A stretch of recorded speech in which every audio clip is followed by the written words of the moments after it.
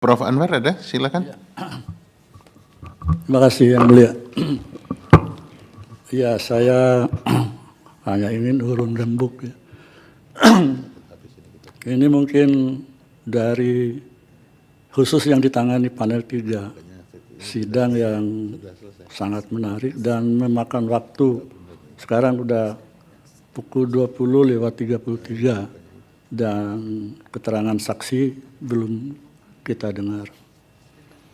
Saya tertarik dengan apa yang disampaikan oleh ahli Pak Dr. Yance tadi ya, mengenai kebenaran, ya, perdamaian, dan jangan sampai keadilan tercederai tadi dalam keterangan lisan bukan tertulis. Kalimat itu mengingatkan saya ketika Bapak Paus Fransiskus datang ke Indonesia. Saya simak mulai beliau turun dari pesawat di Bandara Soekarno-Hatta sampai pulang, dan saya simak betul semua apa yang disampaikan oleh beliau dalam pidato atau sambutannya. Ada satu kalimat yang sangat berkesan bagi saya dan bagi kita semua sebenarnya. Apa kata beliau? Perdamaian adalah buah karya dari keadilan. Indah sekali. Dan itu pernah diucapkan oleh Plato ribuan tahun yang lalu. Kata Plato, tiada perdamaian tanpa keadilan. Nah, itulah yang kita saksikan sekarang di berbagai belahan dunia kan.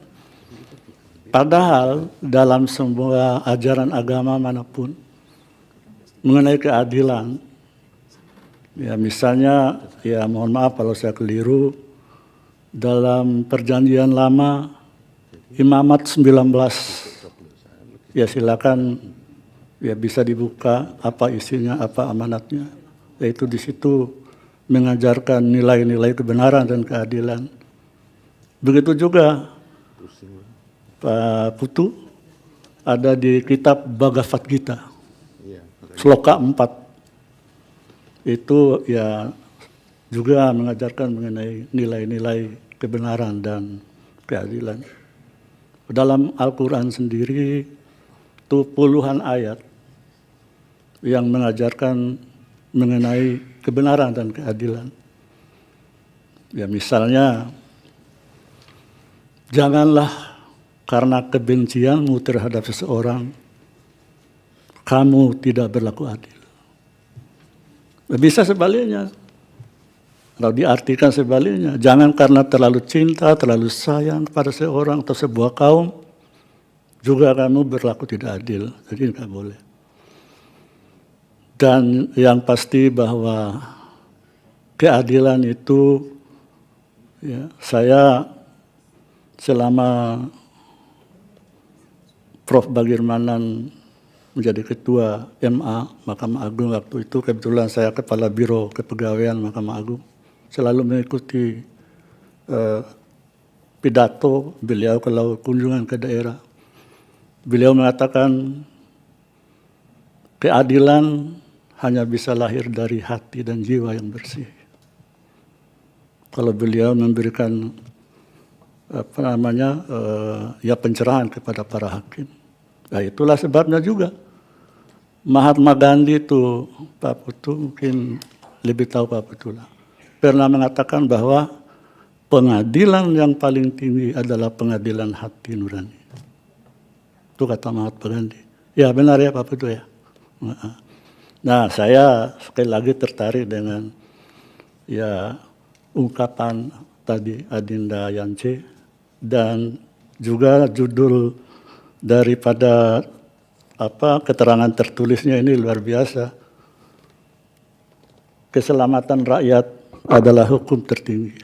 Nah, mudah-mudahan dalam forum ini apapun putusan yang diambil oleh kami bersembilan nanti, ya, seperti yang diharapkan oleh senior saya, guru saya, Yang Mulia Pak Maruf, tadi sudah menyerahkan kebijakan pada kami.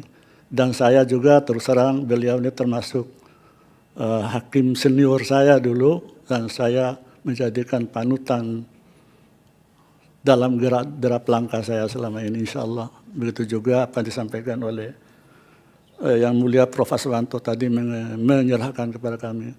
Ya mudah-mudahan kita semua dan seluruh rakyat Indonesia, bukan hanya di Puncak Jaya, semua kita ini bersaudara kok. Nah, kembali kepada tulisan Adinda Yance yang luar biasa tadi juga. Saya sebenarnya tidak mau tanya, bukan nanya ini sebenarnya. Saya bilang sama beliau, ini urun rembu pencerahan kita semua. Nah, dikaitkan dengan keselamatan rakyat adalah hukum tertinggi. Salus populi suprema lex esto.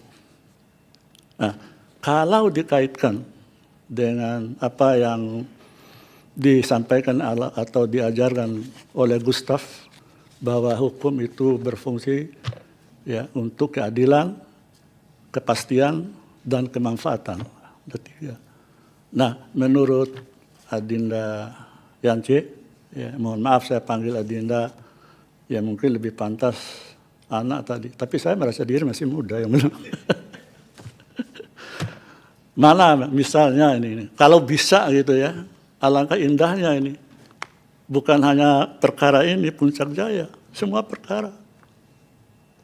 Para hakim harus bisa melahirkan sebuah putusan yang mencerminkan keadilan, kepastian, dan kemanfaatan. Cuman seringkali memang terjadi benturan.